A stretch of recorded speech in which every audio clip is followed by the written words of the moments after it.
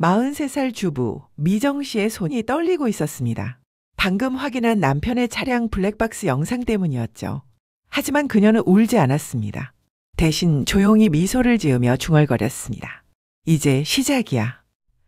그로부터 정확히 6개월 후 남편은 짐을 들고 집을 나가게 됩니다. 자신이 내 집이라고 믿었던 그곳에서 말이죠. 도대체 무슨 일이 있었던 걸까요? 미정 씨가 결혼한 건 31살 때였습니다. 남편은 공무원이었고 주변 사람들은 모두 부러워했죠. 안정적인 직업에 성실해 보이는 남자 만났네 하며 사람들이 얘기했어요. 하지만 결혼 3년 차부터 상황이 달라지기 시작했습니다. 남편의 월급은 400만 원이 넘었습니다. 하지만 미정 씨에게 건네는 생활비는 딱 50만 원. 처음엔 내가 관리할게. 넌 신경 쓰지 마. 라며 다정하게 말했죠. 미정 씨도 믿었습니다. 그래, 남편이 알아서 잘하겠지. 하지만 현실은 달랐습니다. 매달 5일이 되면 미정 씨는 남편에게 말해야 했어요. 여보, 생활비. 그러면 남편은 한숨부터 쉬었죠. 또? 이번 달 차 수리비 나갔어. 조금만 기다려. 일주일이 지나도 열흘이 지나도 돈은 안 들어왔습니다. 미정 씨는 냉장고를 열어봤습니다. 계란 3개, 김치 1통, 그리고 어제 먹다 남은 라면 반 봉지. 초등학교 3학년인 아들은 학교에서 돌아오면 엄마 배고파를 외쳤죠. 그녀는 동네 마트에 갔습니다. 장바구니에는 가장 싼 식재료만 담았어요. 계산대 앞에서 카드를 내밀 때마다 가슴이 쿵쿵 뛰었습니다. 이번에도 승인이 될까?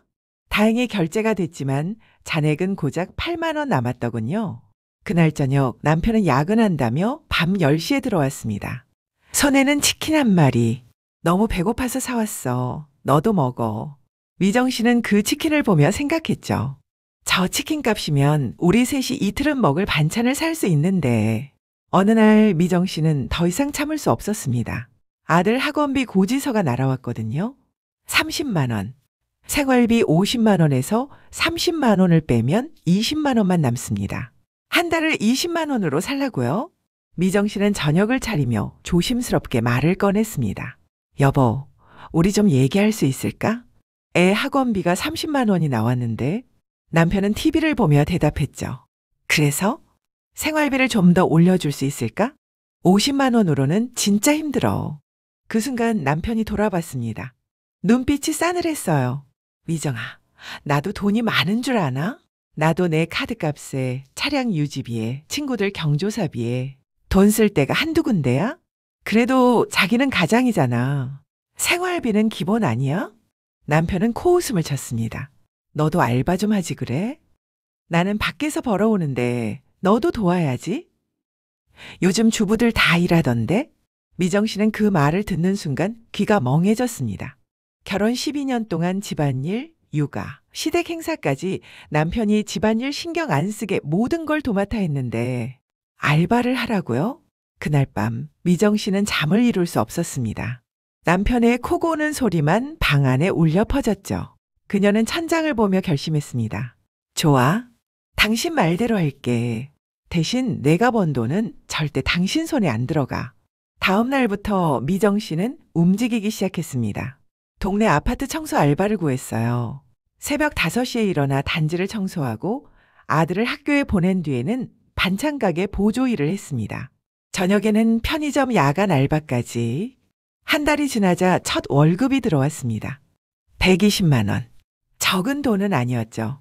하지만 미정 씨의 몸은 만신창이가 됐습니다. 무릎은 삐걱거렸고 허리는 펴지지 않았어요. 그날 저녁 집에 들어서자마자 아들이 달려왔습니다. 엄마, 오늘 학교에서. 하지만 미정 씨는 아들의 말을 다 듣지 못했어요. 너무 피곤해서 소파에 쓰러졌거든요. 남편은 그런 아내를 보며 뭐라 했을까요? 걱정의 말 한마디도 없었습니다. 대신 이렇게 말했죠. 이제 좀 벌어오니까 괜찮네. 앞으로 내 카드는 네가 알아서 써. 미정 씨는 그 순간 뭔가 확신했습니다. 이 사람한테 나는 가족이 아니라 그냥 가정부구나. 그날부터 미정 씨는 전략을 세웠습니다.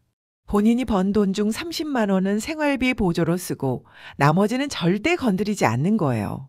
그녀는 은행에 가서 남편이 전혀 모르는 인터넷 은행에 계좌를 만들었습니다. 통장 이름은 내 인생 보험. 첫 달 50만 원이 들어갔습니다. 다음 달 70만 원. 그 다음 달 80만 원. 미정 씨는 악착같이 모았어요. 점심은 거르고 옷은 5년 된 것을 계속 입고 미용실은 1년에 한 번만 갔습니다. 그렇게 3년이 흘렀습니다. 통장 잔액은 어느새 3천만 원을 넘어섰죠. 미정 씨는 통장을 볼 때마다 이상한 안도감을 느꼈습니다. 최소한 이 돈만 있으면 나는 언제든 떠날 수 있어. 그러던 어느 날이었습니다. 남편의 행동이 이상해지기 시작했어요. 퇴근하면 바로 샤워를 하고 휴대폰을 절대 내려놓지 않았습니다. 화장실 갈 때도 자기 전에도 휴대폰은 항상 남편 손 안에 있었죠. 미정 씨는 처음엔 대수롭지 않게 생각했습니다. 피곤해서 그러겠지. 하지만 이상한 일은 계속됐어요. 주말에 갑자기 골프 약속이 생겼고 야근이 잦아졌습니다. 어느 토요일 오후였습니다. 남편이 회사 일로 급하게 나가봐야 해 라며 서둘러 나갔어요. 미정 씨는 이상함을 느꼈습니다. 토요일에 무슨 회사 일이 있어? 그녀는 남편이 나간 후 차고로 내려갔습니다. 남편 차의 블랙박스를 확인하기 위해서였죠. 손이 떨렸지만 미정 씨는 과감하게 SD카드를 빼내 노트북에 꽂았습니다. 영상을 재생하는 순간 미정 씨의 심장이 멈춰버렸습니다. 어제 저녁 7시 남편의 차에는 한 여자가 타고 있었어요. 20대 후반쯤 돼 보이는 화사한 옷을 입은 여자. 남편은 그 여자에게 웃으며 뭔가를 건네고 있었습니다. 두 사람은 고급 레스토랑 앞에 차를 세웠고 함께 들어갔죠. 미정 씨는 영상을 멈췄습니다. 숨을 쉴 수가 없었어요. 눈물이 날 것 같았지만 이상하게 울음이 나오지 않았습니다. 대신 머릿속이 하얗게 비었죠. 그날 저녁 남편은 밤 11시에 들어왔습니다. 아, 피곤해 죽겠네. 회사 일이 진짜 많아. 미정 씨는 남편을 봤습니다. 와이셔츠 목에 묻은 립스틱 자국, 평소엔 안 하던 향수 냄새. 미정 씨는 아무 말도 하지 않았습니다. 대신 속으로 다짐했죠. 이 인간을 제대로 끝장내야겠어. 다음 날부터 미정 씨는 완전히 다른 사람이 됐습니다. 겉으로는 더 상냥하고 순종적인 아내처럼 행동했지만 속으로는 냉철한 탐정이 됐죠. 남편이 샤워하는 동안 재빨리 휴대폰을 확인했습니다. 비밀번호는 이미 알고 있었어요. 생일 조합이었거든요. 카카오톡을 열자 은지라는 이름의 대화가 보였습니다. 오늘 정말 즐거웠어요, 오빠. 하트 이모티콘. 나도. 다음엔 더 좋은 데 가자. 오빠 집에는 언제 가요? 곧. 조금만 기다려줘. 미정 씨는 재빨리 사진을 찍었습니다. 그리고 남편의 카드 사용 내역도 캡처했죠. 고급 레스토랑, 호텔바, 심지어 명품 매장까지. 총액을 계산해 보니 한 달에 300만 원이 넘게 나갔더군요. 미정 씨는 쓴웃음을 지었습니다. 생활비 50만 원은 아까워서 못 주더니 저 여자한테는 300만 원을 쓰네. 그녀는 차량 블랙박스 영상도 꾸준히 백업했습니다. 두 사람이 만나는 모습, 손을 잡고 걷는 모습, 키스하는 모습까지 모두 담겨 있었어요. 한 달 동안 증거를 모은 미정 씨는 조용히 법률사무소를 찾아갔습니다. 변호사는 그녀가 가져온 증거들을 보며 고개를 끄덕였죠. 충분합니다. 불륜의 증거가 명확하네요.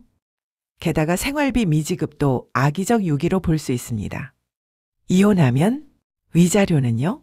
이 정도 증거면 최소 5천만 원은 받을 수 있습니다. 게다가 변호사는 미정 씨가 가져온 또 다른 서류를 보며 미소를 지었습니다. 이 아파트가 부인 명의시군요. 혼전 재산이고요. 네, 제가 부모님한테 상속받은 거예요. 그럼 남편은 이 집에 대한 권리가 전혀 없습니다. 오히려 결혼 생활 동안 거주했으니 차임을 청구할 수도 있어요. 미정 씨는 그 말을 듣는 순간 처음으로 웃음이 나왔습니다. 진짜 웃음이었어요. 며칠 후 미정 씨는 일부러 남편에게 말했습니다. 여보, 나 알바 그만뒀어. 남편이 놀라며 물었죠. 왜? 갑자기? 너무 힘들어. 나이도 있고. 당분간 집에서 살림할게. 남편의 얼굴에 안도의 표정이 스쳤습니다. 미정 씨는 그걸 놓치지 않았죠. 이 사람 내가 돈 못 벌면 더 함부로 대하겠네. 예상대로였습니다. 다음 달부터 생활비가 아예 안 들어왔어요. 미정 씨가 물어보자 남편은 대놓고 말했습니다. 너 이제 일도 안 하잖아. 내가 왜 다 돼? 내 돈으로 내 먹고 살 것까지 책임져야 돼? 그럼 우리 생활비는? 알아서 해. 네가 모아놓은 돈 있잖아. 미정 씨는 속으로 웃었습니다. 그래, 이제 카운트다운이야. 그녀는 일부러 힘들어하는 척했어요. 냉장고는 점점 비워두고 반찬도 부실하게 차렸습니다. 아들에게는 몰래 돈을 쥐어주며 학교 앞 문방구에서 간식을 사 먹으라고 했죠. 남편은 그런 미정 씨를 보며 비웃었습니다. 이러니까 여자들은 경제관념이 없다니까. 알바 그만두더니 금방 이 꼴이네. 한편 미정 씨는 조용히 다음 수순을 준비했습니다. 변호사와 상담을 마쳤고 이혼 서류도 작성했어요. 아파트 명의도 확실히 본인 것으로 재확인했습니다. 그리고 마지막으로 남편이 몰래 만들어둔 비자금 계좌까지 파악했죠. 남편은 미정 씨가 모르는 줄 알았지만 그녀는 이미 3개월 전부터 알고 있었습니다. 정확히 2,800만 원이 숨겨져 있었어요. 어느 금요일 저녁이었습니다. 남편이 또다시 생활비 타령을 했죠. 야, 미정아. 이번 달 내 카드값 좀 많이 나왔는데 네가 좀 보태줄 수 없어? 미정 씨는 고개를 들었습니다. 얼마? 한 100만 원만. 100만 원? 어디다 쓴 건데? 남편은 짜증을 냈습니다. 내가 쓴 거 일일이 보고해야 돼? 부부가 뭐 이래?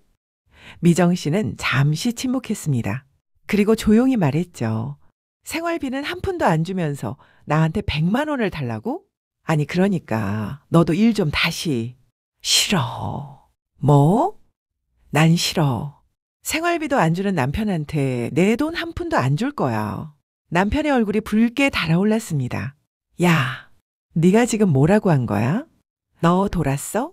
미정 씨는 일어섰습니다. 그리고 서재에 가서 봉투 하나를 꺼내왔어요.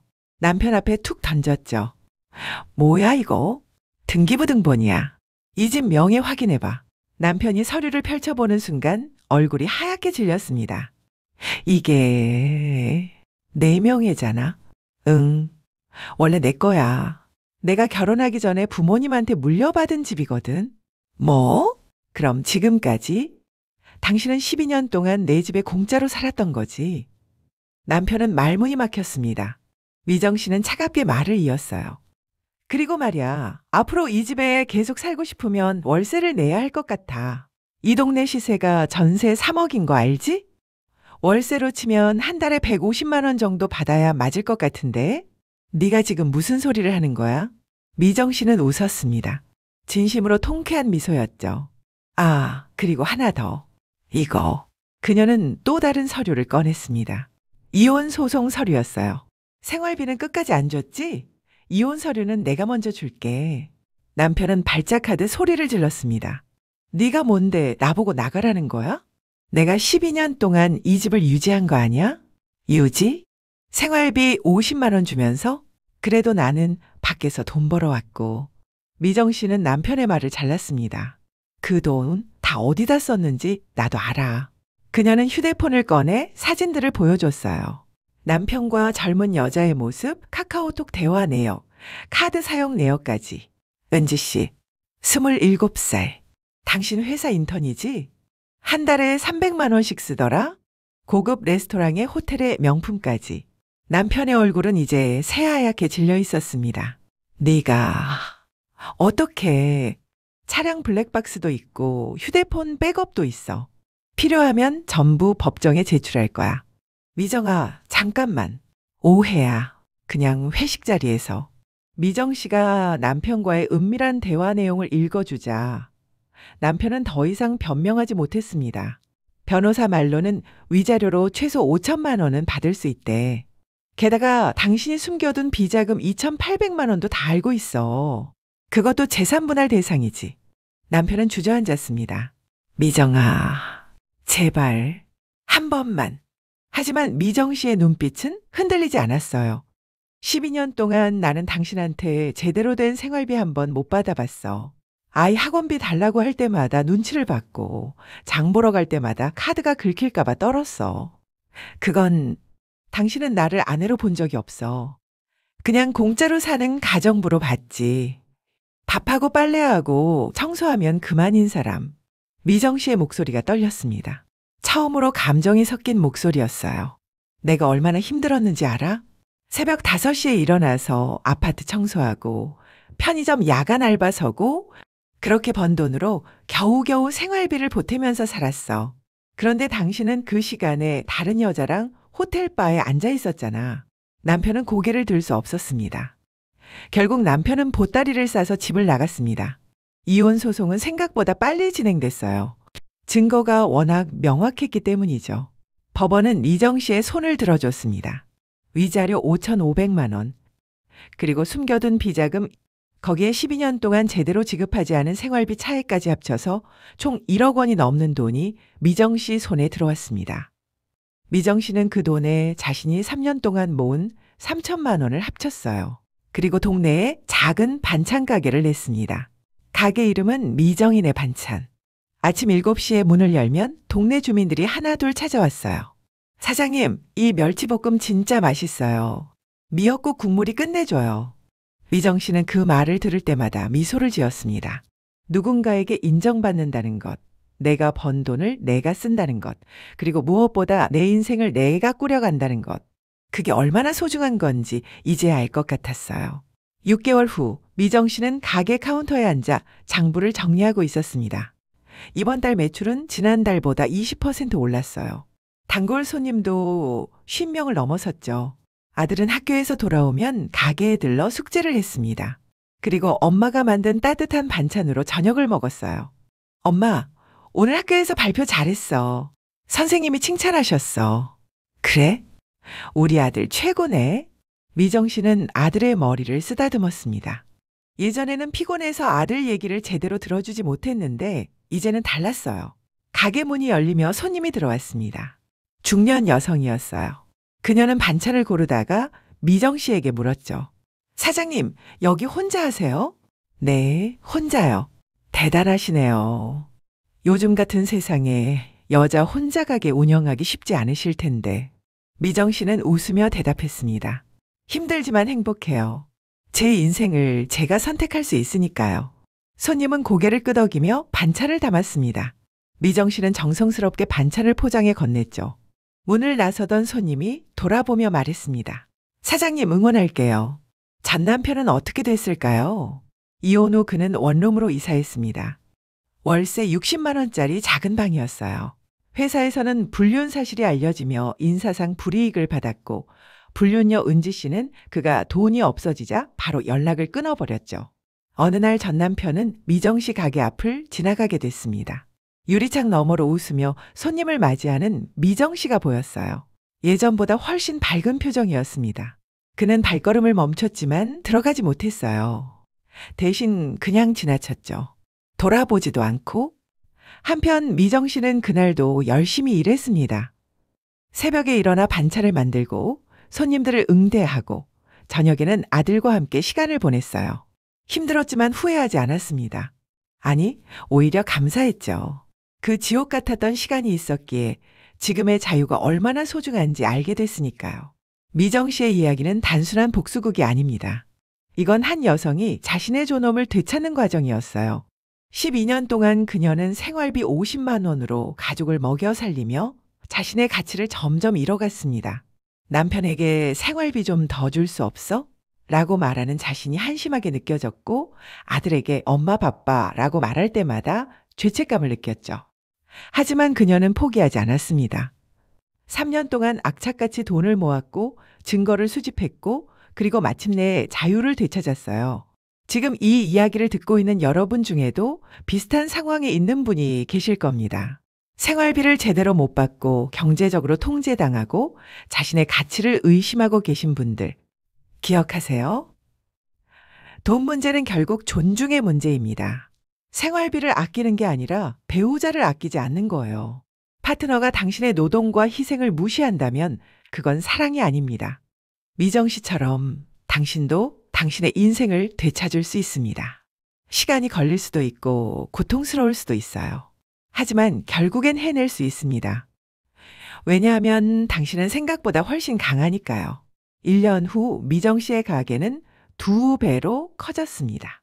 직원도 2명 고용했고 배달 서비스도 시작했어요.